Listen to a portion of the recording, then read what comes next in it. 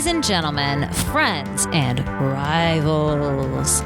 My name is Anna, and with me are my vibrant and colorful friends, Faith and Joy. Hi! Hello, everybody.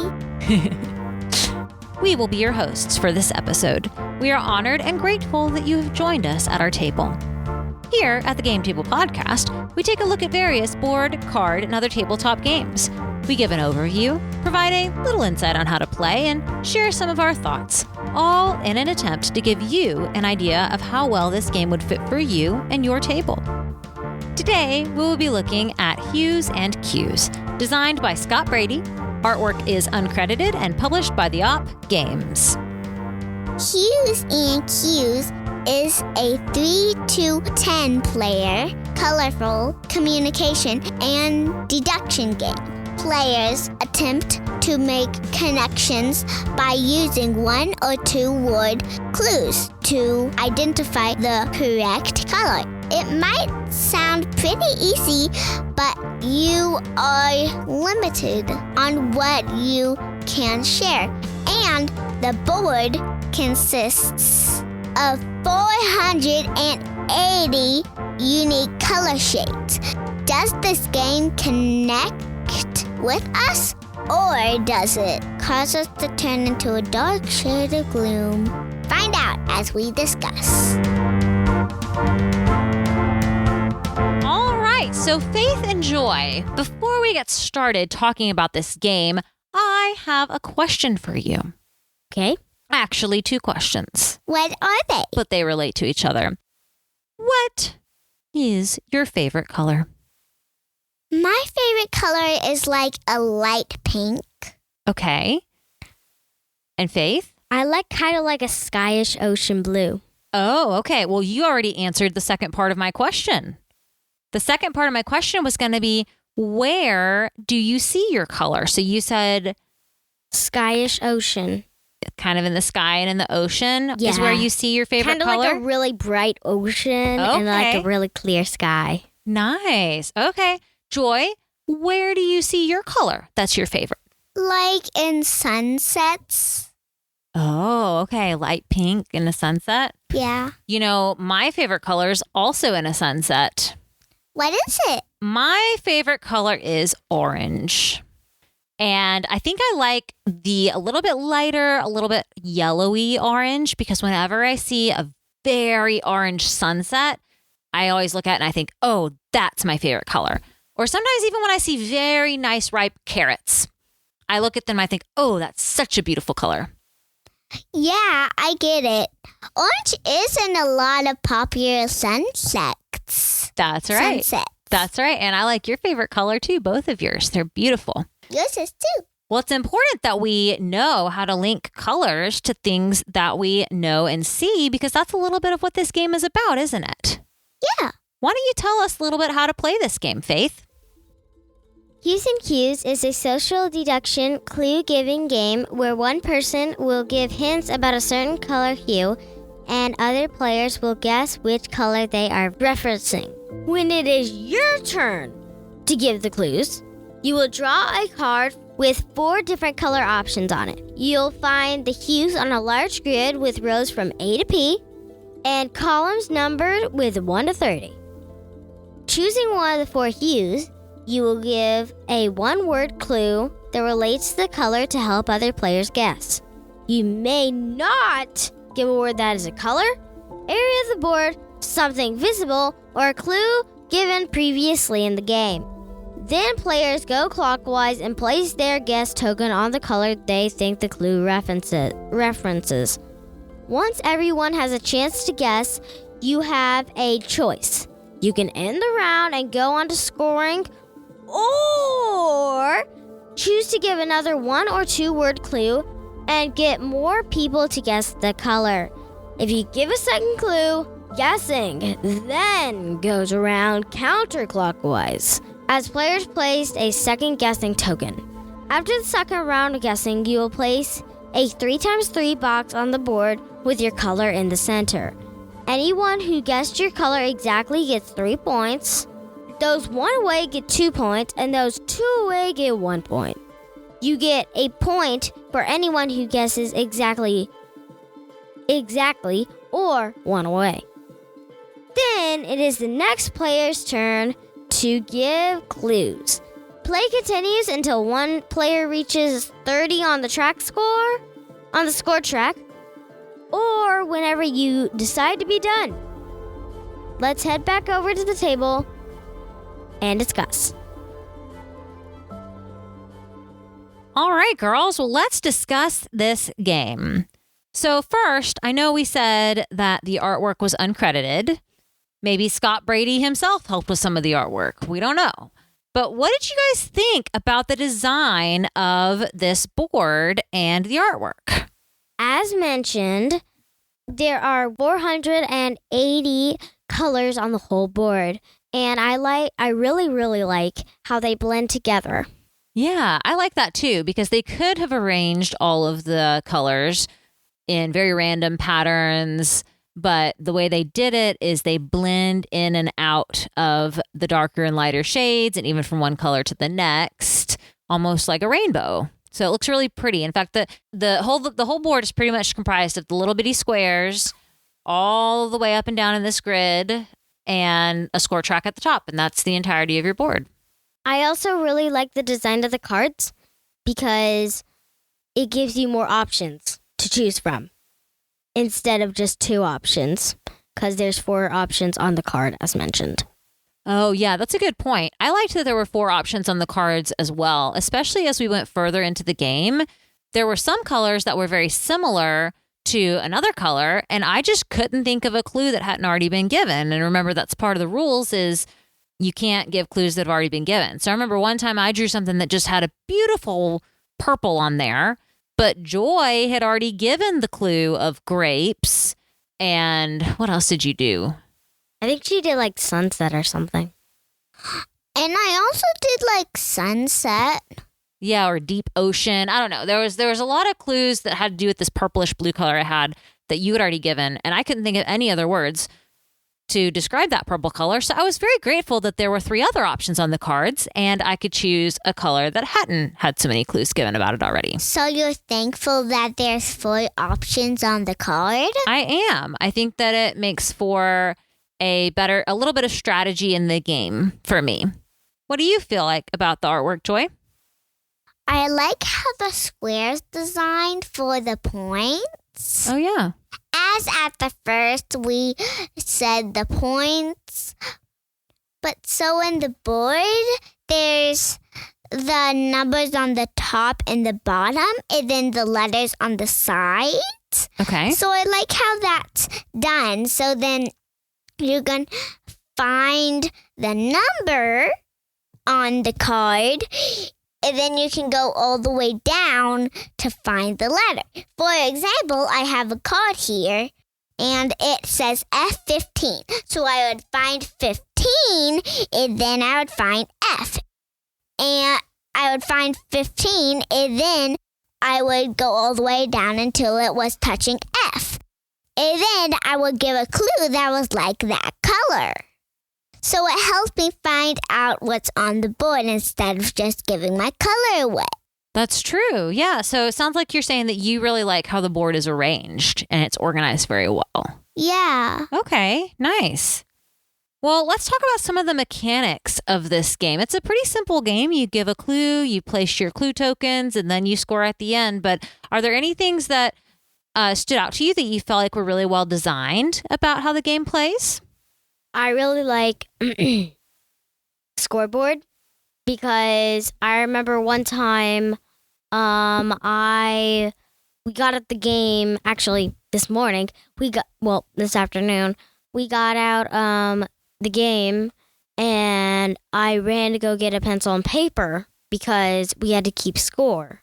And then you said, wait a sec, no, we're going to keep score on this scoreboard right here. And I said, oh, because I had forgotten all about the scoreboard. And yeah. Yeah, and you'd even played this game before, but you had forgotten that you keep score on the same board where all of the clues are, which is kind of nice. And even the scoreboard is artistically arranged because it doesn't have colors like the regular grid, but it's arranged in different grayscale pieces, which is kind of fun and goes with the theme of the game.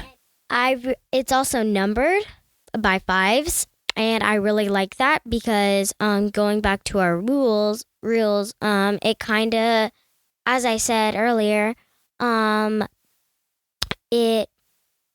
you may choose to choose any number that you guys are going to stop at, or you can just go from 0 to 30.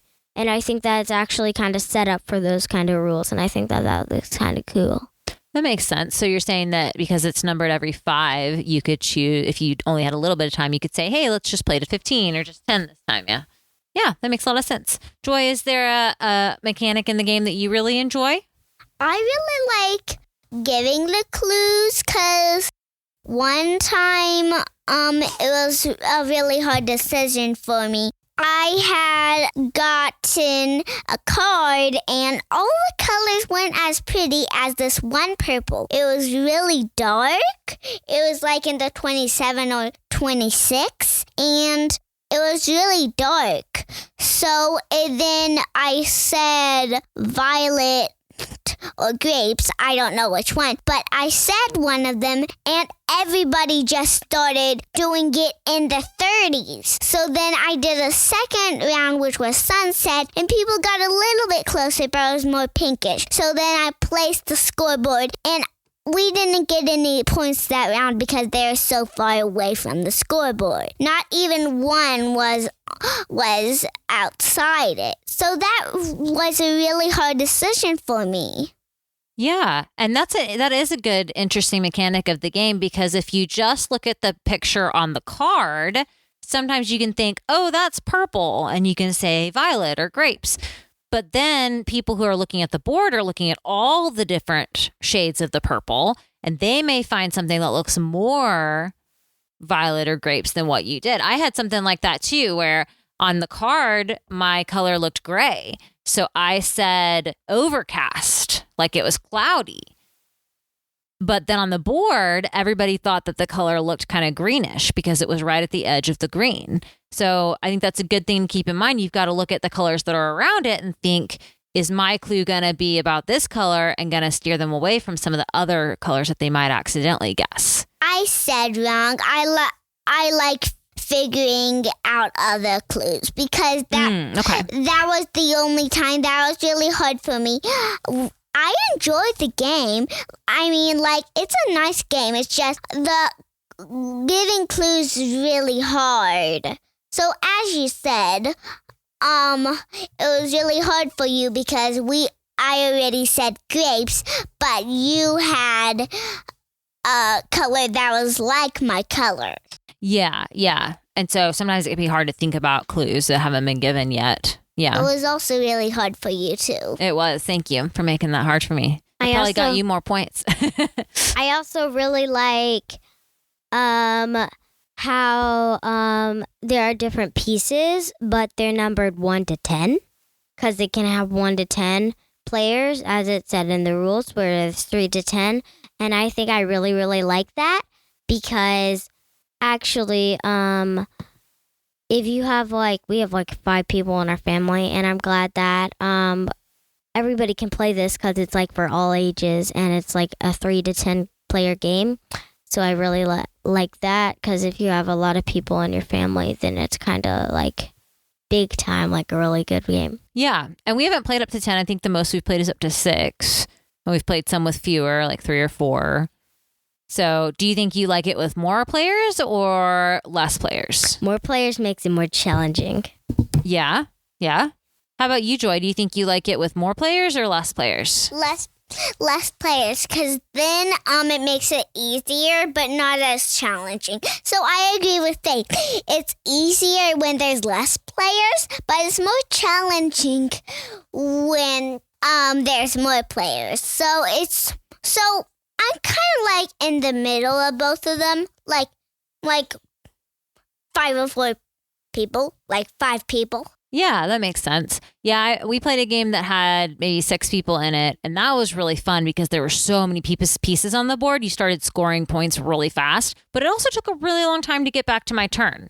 and for me to be able to give the clues. So that felt like it took longer. But then we played a game that was only, I don't remember, there was only 3 or 4 people. And I remember feeling like, man, if one person guesses my clue wrong, a lot of times then the other people get influenced by whoever lays down the first clue. And they think, oh, yeah, that's a good idea, because they don't want to be the one that's giving a different opinion. So if one person gets the clue wrong, then sometimes you don't get any points for the whole round because other people kind of follow that first person. So that's kind of interesting, huh? Yeah. I also wanted to ask you girls, maybe you could give our listeners some good ideas of what good clues or bad clues might be like, because that's another thing that I know you learned as we were doing this game. So as a dark purple or a dark blue, for the dark blue maybe night sky. And then for the dark purple or pink, sunset or like that. Yeah. So it helps if you say clues that other people have seen, right? Although I remember one time, Joy, I gave the clue of night sky. I guess that must have been my second clue because it's 2 of them. And you guessed something that was a lot lighter than what I was meaning for people to guess. And I realized, oh man, we live so close to a city that whenever Joy goes out and looks at the night sky, it probably does look like a light purplish blue. But in my mind, I was thinking the night sky was a super dark blue. So you've got to think about what other people have seen before you say your words, huh? Yeah. What about you, Faith? You had some interesting experiments with saying good and bad clues. Any tips for our listeners? So I remember one time, as a bad clue that you might want to not do, is that I said bright as my first one clue. And literally everybody went to yellow. But you weren't meaning yellow? Nope. You were meaning a different bright color? I meant I can't remember, a light blue or something. Oh, okay. And then I finally said bright ocean. Yeah. And so you weren't allowed to do that because you're not allowed to. Second clue. You're not allowed to say lighter or darker or dark or light. You're not allowed to say that. So a few rounds after that, I gave a clue that was dark, and then since Faith didn't get to do it, I didn't get to do it. So I had to think of another clue after another. That's true. For the second round, when you're giving your second clue, it does say in the rules you're not allowed to say lighter or darker. So basically telling people to go lighter or darker. And so when we would say things like light sky or whatever, we kind of changed it, right? I think we changed yours to bright sky or something like that, right, Faith? Uh-huh. But that's a good thing to be aware of when you're giving clues. Yeah. And that's a good reason to have your second round clue as well. Because if they get it wrong the first time, your second round clue can inch them over in the right direction. When might be a strategic time to not give a second round of clues? Because you can choose to stop after the first round. It might be a good idea to stop if you're because if you want to get a lot of points, but you don't want people to get more than you might want to say just a 1-word clue or just stop before your second round. Because maybe if they're super duper close, 1 square away, and everybody's super duper close, you might just want to say, okay, I'm done, and just place the box down and get your points and they get theirs. Yeah, because sometimes if you get a second round of guessing, your opponents could get more points than you. So if they've already guessed a lot, if they've already guessed every single square in your box, then, you definitely should stop because you can't even get any more points, right? Or even if they guessed a lot, then you should stop so they don't get any more points, right? Yeah, because if you give a 2-word clue when they're 1 square away, they're going to be oh yeah, it's right here, and place it right in the middle of your square. Yeah. Good point. So is there anything that you felt didn't work as well about this game? I can think of maybe 2 things that didn't work as well, but I'm curious what you guys could think of. What can you think of? Well, can you think of anything that didn't work as well? No, I think I worked of everything. Okay. How about you, Joy? Anything that you felt like didn't work as well with this game? That one time when I was in a difficult situation. Yeah, I agree. Sometimes you draw a card and the colors are all very different. You have all these choices, and sometimes you draw a card and they're all 3 different shades of blue, and you don't feel like you have as much of a choice, and that makes it harder, huh?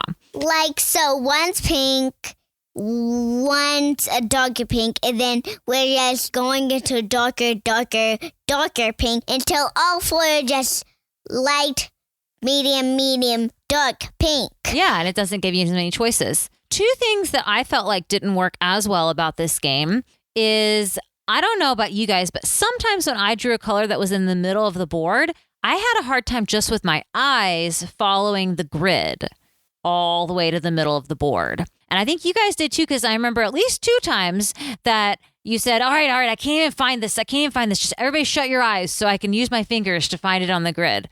And we did that, even though you're supposed to just use your eyes. But I think all of us had trouble. I remember one time I couldn't even place the square in the right place. I placed it down and I was like, oh, no, wait, that's not the right place. Oh, no, wait, that's not the right place. And I had to take both my fingers to find the right spot. So that was something that was a little bit hard for me, was to find the exact right square just with following with my eyes. The first 2 rounds, I just did it with my eyes. And then the 3rd round, the 3rd or 4th round, I was like, oh, yeah, everybody close your eyes because I just need to find this with my fingers. Yeah. And then it was super hard. It was like F22. Right, yeah. And then the other thing that I think didn't work as well about this game is that sometimes, and the game didn't say what to do about this, so we kind of had to make up our own rules, but sometimes we did have clues that weren't within the rules.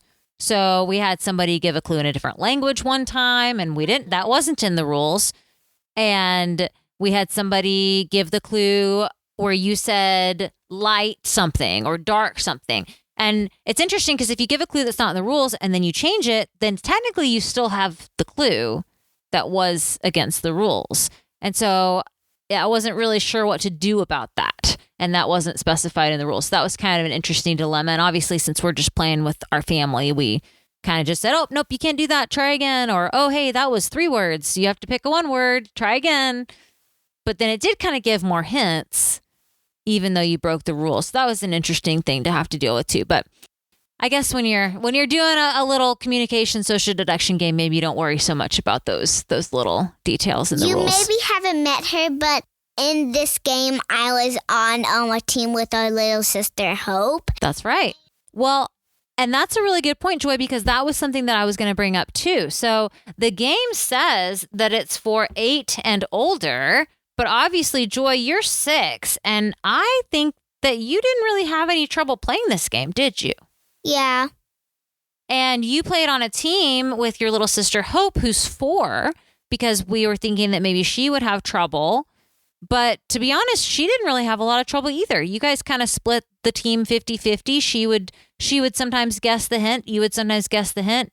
She would sometimes give the clue. You would sometimes give the clue. And even at 4 years old, she played the game pretty okay, didn't she? She did great with my help, of course. Yeah. Did you have to help her find things on the grid or come up with ideas? Or how did you help her? We gave clues together because there's like these triangle things that look like pyramids with a round bottom. Mm-hmm. So, there's 2 of those. I think they're called cones when they have a round bottom. So we place cones and we have 2. So we each do one, and then I always say, hey, Hope, can I place the first one?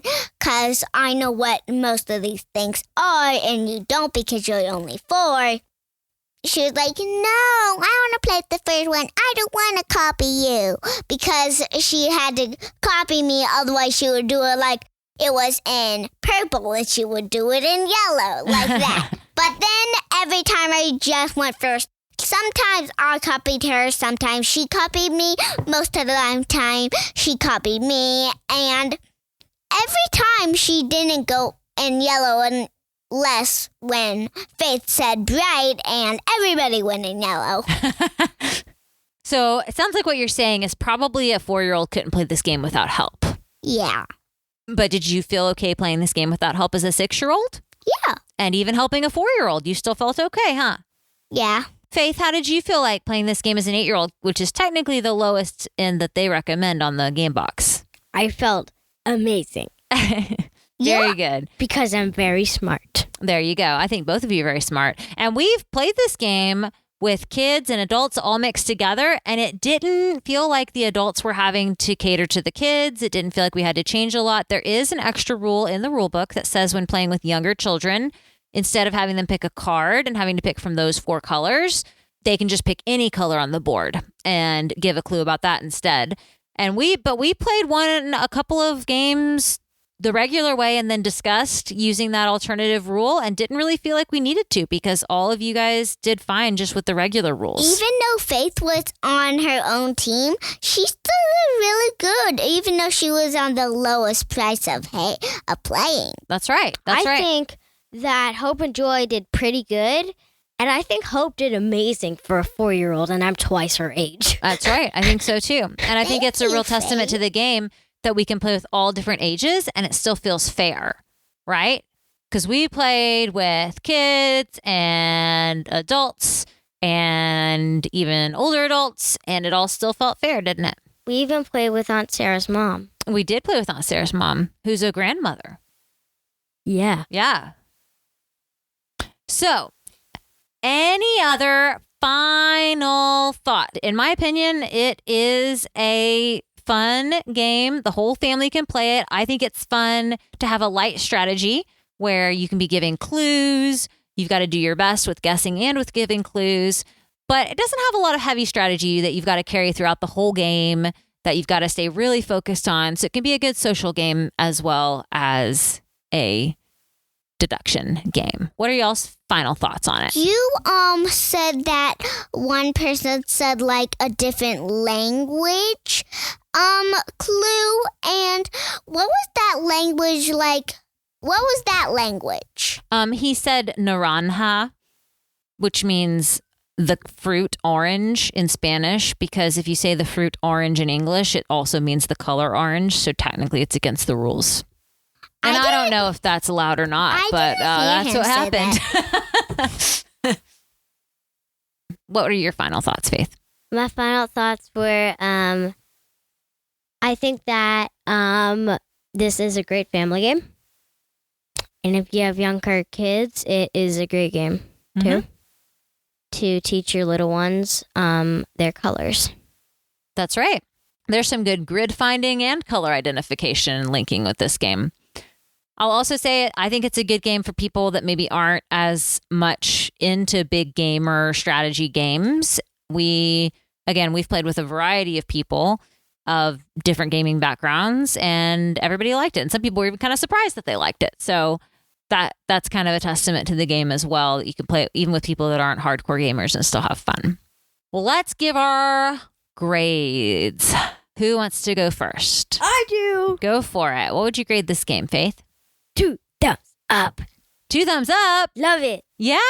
Uh-huh. Want to play it every day? Yeah. With all your friends and your grandparents and your aunts and your uncles? Yeah. All right. How about you, Joy? You can go next. Ooh, okay. Well, I think I would have to give this game also 2 thumbs up. I think if you put it in its category of a kind of social deduction game and recognize that it's not going to be a heavy strategy game, that it's going to be a game about giving clues and guessing colors, I think it does an excellent job of that. There's light strategy. Everybody can enjoy it. And I think 2 thumbs up for me as well. How about you, Joy? I give it 1 thumb up because I like it. It's just, I don't think it's the game I want to play every day. Okay. And I like it. I mean, it's a good game. It's not my favorite. Well, that's really good because we want to help people decide if this is a good game for them to buy for their houses and for their tables. And so hopefully we've done that for you all today. That what I was thinking of. Yeah, that's perfect. Well, all right. Well, we're going to wrap up now. So if any of you listeners have feedback or want to give us your thoughts on this game, we would love to hear from you. Links to our socials are in the description. And if you don't like socials, that's cool. I get it. Instead, you can check out our website, at thegametablepodcast.com or shoot us an email at thegametablepodcast@gmail.com or find us on BGG. All of these links are also in the description. 5-star reviews, subscribing in your podcast player of choice, following us on socials, and joining the conversation on Discord. These heroic actions are immensely helpful in growing this podcast. Special thanks to Angie Santiago for our cover art, and to Anna Snyder, who made the intro and outro music, and to Alexi Chistlin for the How to Play background music. Join us next week as we drop a very special holiday episode that you will not want to miss. In the meantime, may your dice rolls and your card draws be blessed, and your experiences at the table be ones to remember forever. Happy holidays, everyone. Happy holidays! And Merry Christmas, everybody. God bless us, everyone. Bye-bye.